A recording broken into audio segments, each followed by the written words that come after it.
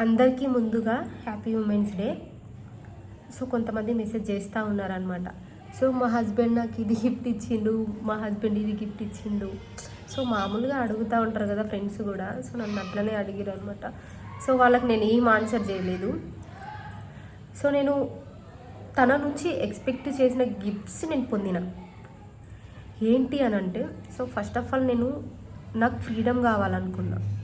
So చాలామంది అమ్మాయిలు marriage చేసుకోగానే వాళ్ళకు ఉన్న ఫ్రీడమ్ మొత్తం కోల్పోతారు చాలా వరకు. సో వాళ్ళకు నచ్చినట్టుగా డ్రెస్సింగ్ చేసుకోవడం ఆపేయాలి. సో నా ఫ్రెండ్స్తో తిరగడానికి నేను వెళ్తున్నా, సో అవి ఆపేయాలి.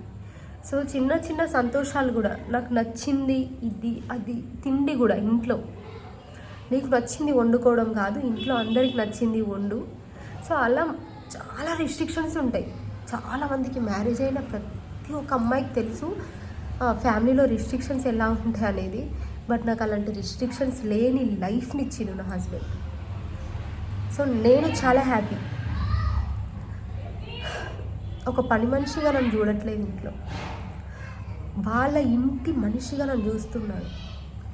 సో చాలామంది మ్యారేజ్ చేసుకున్నాక ఇంటికి వచ్చి కూడా అందరూ కాదు, కొందరు ఒక పని మనిషిగా మాత్రమే చూస్తారు. సో ఇల్లు ఉడవడం, గిన్నెలు కడగడం, బ్యాగులు ఉడవడం, షాంపూ వెళ్ళడం, చుట్టాలు వస్తే వాళ్ళకి సేవలు చేయడం. సో ఒక్క మనిషి మాదిరిగానే చూడరు. ఎంతసేపు ఆ పని చేయడం అంతే ఉంటుంది చాలామందికి.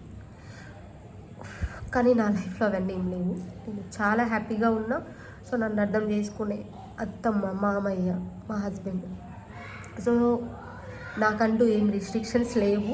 అలా అని వాళ్ళకు నచ్చనివి నేను ముందే తెలుసుకొని కొంచెం అడ్జస్ట్మెంట్ అనేది 100% ఎవరికైనా ఇంపార్టెంటే.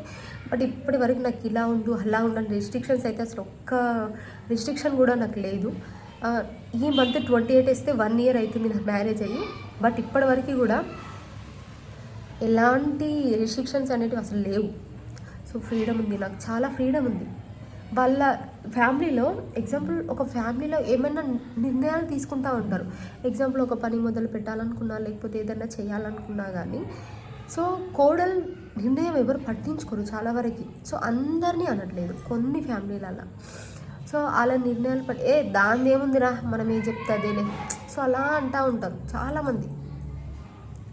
అలాంటిది నాకు లేదు. అందరితో పాటు నేను కూర్చొని నా నిర్ణయం ఏంది, నేనేం చెప్పాలనుకుంటున్నా, నా ఒపీనియన్ ఏందనేది అందరూ విని అందరికీ నచ్చిందే చేయడం. ఫస్ట్ ఆఫ్ ఆల్ నన్ను ఒక ఫ్యామిలీ పర్సన్గా చూస్తున్నాను. సో ఒకప్పుడు నా లైఫ్లో ఇవన్నీ లేకుండే. జస్ట్ నేను ఒక పని మనిషిని, పని చేయడానికి వెళ్ళిన ఒక పని మనిషిని, ఒక బానిసని. నచ్చింది వండుకొని తినే ఫ్రీడమ్ లేదు. ఎంతసేపు వెట్టి చాకిరి. రాజుల కాలంలో ఉండే చూడు, 3ంటికి లేచి రాత్రి 12-1 అయినా వెట్టి చాకిరి ఉంటుంది చూడండి. సో ఆ వెట్టి చాకిరి లైఫ్. సో అన్ని సంఖ్యలో పెంచుకొని దేవుడు అంటే చాలామంది బయట చెప్తూ ఉంటారు అనమాట. ఏమని, ఒక లైఫ్ బాగాలేదంటే ఇంకో లైఫ్ చాలా బాగుంటుంది, ఈరోజు బాగాలేదంటే రేపు బాగుంటుంది, బాధపడకు, ఎందుకు బాధపడుతున్నావు. సో కొన్ని రోజులు చీకటి, కొన్ని రోజులు వెలుతురు అంటారు. ఒకప్పుడు నా జీవితం మొత్తం చీకటమైంది, అసలు వెలుగు అనేది ఉండేది కాదు.